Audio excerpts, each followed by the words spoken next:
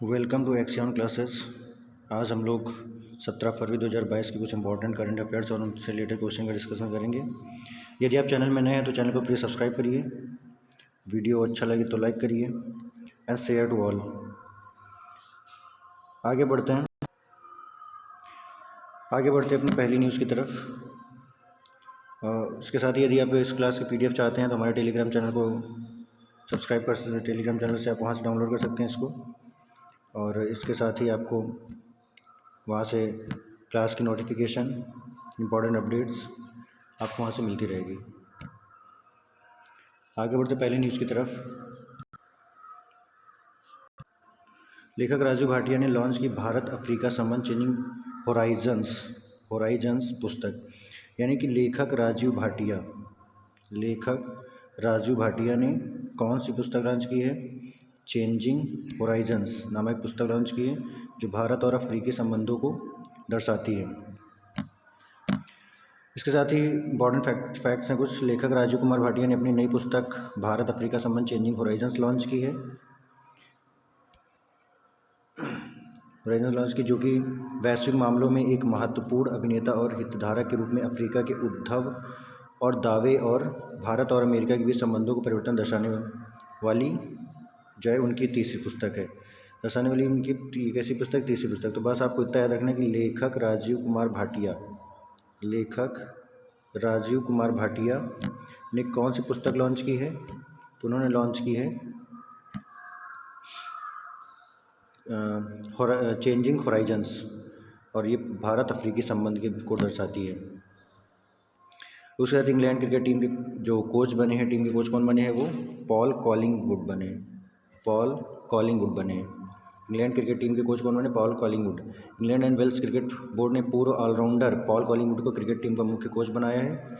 Paul Collingwood England cricket team के पूर्व coach Chris Silverwood की जगह नियुक्त किया गया।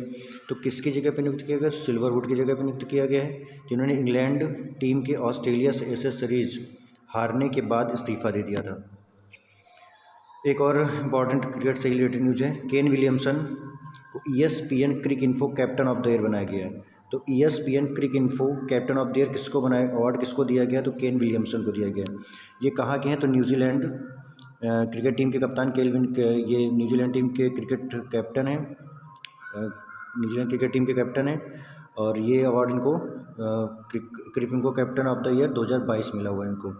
केन विलियमसन 900 रेटिंग हासिल की न्यूजीलैंड के पहले बल्लेबाज हैं, और जबकि men's one day player of the year में लगातार दूसरे सॉल रॉस टेलर को चुना गया है। कॉलिन मुनरो को T20 match of the player चुना गया है। इसके साथ ही विश्व रेडियो दिवस कब मनाया जाता है? तो आपको याद रखना है 13 फरवरी को मनाया जाता है।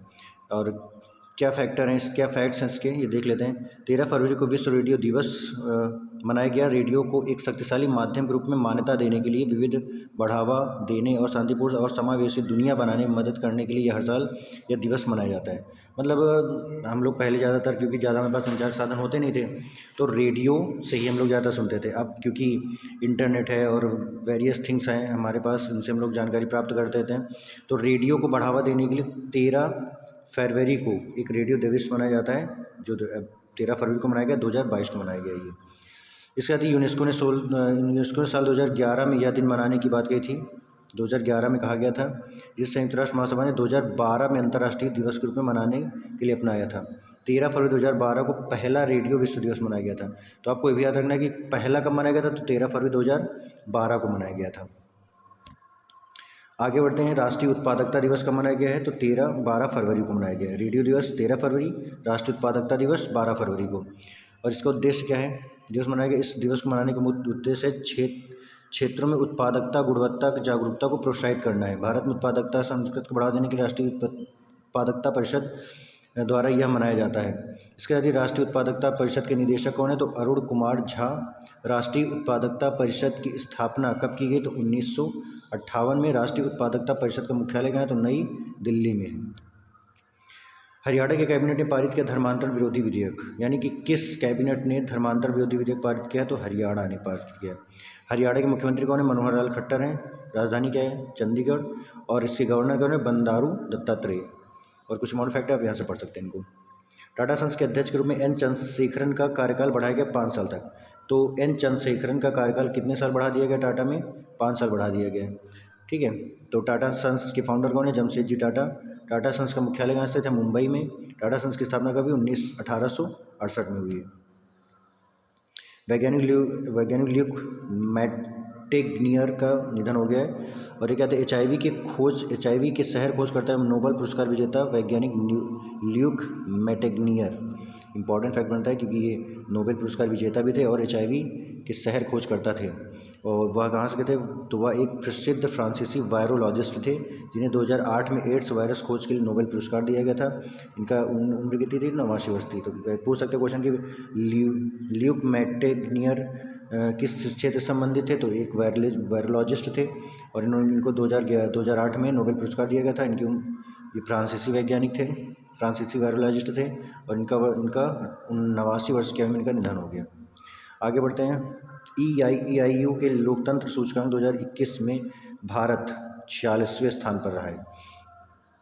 EIU के लोकतंत्र सूचकांक में 2021 में भारत 46वें स्थान पर, जबकि पहले स्थान पर कौन रहा? नॉर्वे रहा है। तो पहले स्थान पर कौन रहा है? नॉर्वे। और दूसरे स्थान पर 46वें स्थान पर कौन रहा है? भारत किस स्थान पर है? 46वें स्थान पर है। यह सूची इकोनॉमिस्ट इंटेलिजेंस यूनिट यानी EIU का मतलब क्या होता है? इकोनॉमिस्ट इंटेलिजेंस यूनिट द्वारा 10 फरवरी 2022 को प्रकाशित की गई थी। इसमें 6.91 अंक के साथ 46वां स्थान भारत ने हासिल किया है। 2021 में डेमोक्रेसी इंडेक्स की वैश्विक रैंकिंग भारत का पड़ोसी देश पाकिस्तान 104वें स्थान पर था। इसके साथ ही आपने महाभारत तो देखी होगी, जिसमें उसमें जो भीम की भूमिका निभा रहे थे उनका नाम था प्रवीण कुमार सोबती। उनका निधन हो गया है। और इनके बारे में कहा जाता है कि प्रवीण कुमार सोबती हैमर और डिस्कस थ्रो में विभिन्न एथलीट प्रतिस्पर्धाओं में भारत का प्रतिनिधित्व करते हैं, जिसमें उन्होंने 4 एशियाई खेलों में 4 पदक जीते हैं। सोबती ने 1966 और 1970 के एशियाई खेलों में भारत में स्वर्ण पदक भी जितवाया है। तो इंपॉर्टेंट में जाता है कि अभिनेता प्रवीण कुमार सोबती जिनका निधन वो किस फील्ड से संबंधित थे? तो अभिनेता भी थे और एक एथलीट्स भी थे और इन्होंने 4 पदक जीते हुए हैं और 1966 और 1970 एशियाई खेलों में भारत को स्वर्ण पदक दिलाया। इसके साथ ही उत्तराखंड राज्य के जो ब्रांड एम्बेसडर बन गए उनका नाम क्या है? वो है अक्षय कुमार। अक्षय कुमार को उत्तराखंड राज्य का ब्रांड एम्बेसडर बनाया गया। 2017 में अक्षय कुमार को स्वच्छता अभियान के उत्तराखंड का ब्रांड एम्बेसडर नामित किया गया था।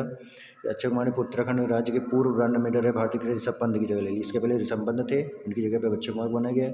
वही उत्तराखंड सरकार ने वंदना कटारिया को राज्य की बेटी बचाओ बेटी पढ़ाओ योजना का एम्बेसडर बनाया। तो वंदना कटारिया को राज्य बेटी बचाओ बेटी पढ़ाओ का ब्रांड एम्बेसडर बनाया है। इसके सोनाटा सॉफ्टवेयर ने माइक्रोसॉफ्ट क्लाउड लॉन्च करने के लिए माइक्रोसॉफ्ट के साथ समझौता किया है।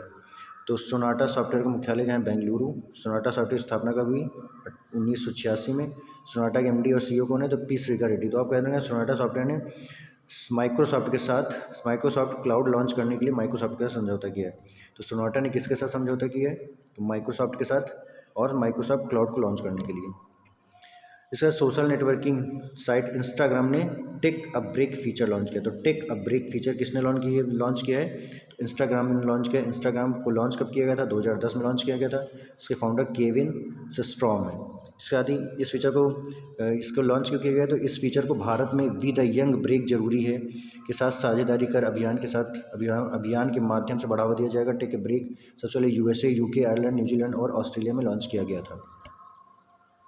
UNEP संयुक्त राष्ट्र पर्यावरण कार्यक्रम का मुख्यालय संयुक्त राष्ट्र पर्यावरण कार्यक्रम यानी यूनाइटेड नेशन इन्वायरमेंट प्रोग्राम में मांझी वसुंधरा अभियान का समर्थन करने के लिए महाराष्ट्र राज्य के साथ समझौता किया है। तो मांझी वसुंधरा का अर्थ होता है मेरी धरती, और इस अभियान का समर्थन करने के लिए महाराष्ट्र साथ किसने समझौता किया? UNEP ने। UNEP का कार्यालय कहाँ है? केन्या। जिसकी राजधानी क्या है? केन्या की नैरोबी। केन्या की राजधानी क्या है? नैरोबी। इसके साथ ही संयुक्त राष्ट्र पर्यावरण कार्यक्रम की स्थापना कब की गई थी? तो 1972 में। संयुक्त राष्ट्र पर्यावरण कार्यक्रम के प्रमुख कौन है? Eager Anderson. Jammu Kashmir single window system लागू करने वाला पहला केंद्र शासित प्रदेश बन गया। तो सिंगल विंडो सिस्टम लागू करने वाला पहला प्रदेश कौन सा बन गया? तो जम्मू एंड कश्मीर बन गया है। तो जम्मू कश्मीर के उपराज्यपाल कौन है? मनोज सिन्हा। बाकी इंपॉर्टेंट फैक्ट है, आप यहाँ से इसको पढ़ सकते हैं। भारत सरकार ने राष्ट्रीय युवा सशक्तिकरण कार्यक्रम योजना को 5 साल तक बढ़ा दिया है। राष्ट्रीय युवा सशक्तिकरण कार्यक्रम योजना को कितने साल तक बढ़ा दिया गया है? 5 साल तक बढ़ा दिया गया है। तो 2021 से 2025 तक राष्ट्रीय युवा कार्य सशक्तिकरण को 5 वर्षों तक जारी रखने का निर्णय लिया गया। राष्ट्रीय सशक्तिकरण कार्यक्रम योजना के लाभार्थी 15 से 29 वर्ष की युवा हो सकते हैं। सर नाबार्ड ने प्राकृतिक खेती को बढ़ावा देने के लिए एक कार्यक्रम शुरू किया है जिसका नाम क्या है? जीवा। नाबार्ड ने प्राकृतिक खेती को बढ़ावा करने के लिए कौन सा कार्यक्रम शुरू किया है? तो जीवा। नाबार्ड का मुख्यालय मुंबई। नाबार्ड की स्थापना 1982 और इसके अध्यक्ष कौन है? गोविंदा राजुलू चिंताला। राष्ट्रीय महिला दिवस कब मनाया गया? 13 फरवरी को मनाया गया। किसके जयंती मनाया गया? तो सरोजनी नायडू की जयंती पर मनाया गया है। और 13 फरवरी 2022 को सरोजनी नायडू 143वीं जयंती मनाई गई। कौन सी जयंती? 143वीं। वह कविताओं के कारण में इनको उपनाम कौन सा दिया गया था? नाइटेल ऑफ इंडिया। और भारत की कोकिला के नाम से भी प्रसिद्ध हैं ये। सरोजनी नायडू 1925 में भारतीय राष्ट्रीय कांग्रेस के अध्यक्ष बनी थी। 1925 में भारतीय राष्ट्रीय कांग्रेस के अध्यक्ष बनी थी। इनकी ये 143वीं जयंती है। इनको नाइटिंगेल ऑफ इंडिया भी कहते हैं और भारत की कोकिला भी कहते हैं। और राष्ट्रीय महिला दिवस कब मनाया जाता है? तो 13 फरवरी को मनाया जाता है। Sanjeev Barnwal Ujjivan small finance bank के सीईओ बन गए हैं। तो उज्जीवन स्मॉल फाइनेंस बैंक के सीईओ कौन बन गए? तो संजीव बर्णवाल। उज्जीवन फाइनेंस बैंक का मुख्यालय कहाँ है? बेंगलुरु। इसके साथ उज्जीवन स्मॉल फाइनेंस बैंक की स्थापना कब की गई? 2017 में। उज्जीवन स्मॉल फाइनेंस बैंक के संस्थापक कौन है? सुमित घोष। ये इंपॉर्टेंट फैक्टर हो गया था। यूनाइटेड नेशन एनवायरनमेंट प्रोग्राम ने मांझी वसुंधरा का समर्थन करने के लिए महाराष्ट्र सरकार के साथ समझौता किया है। और मांझी वसुंधरा का शाब्दिक अर्थ क्या है? मेरी धरती। Thanks for watching. इसके साथ ही क्लास की PDF आपको टेलीग्राम चैनल पर मिल जाएगी। एक्सियन क्लासेस सर्च कर सकते हैं आप। लिंक आपको डिस्क्रिप्शन में मिल जाएगा, वहाँ से कर सकते हैं। प्लीज़ यदि वीडियो को अच्छा लगा तो वीडियो को लाइक करिएगा, शेयर करिएगा और चैनल को प्लीज़ सब्सक्राइब करिएगा। Thanks for watching.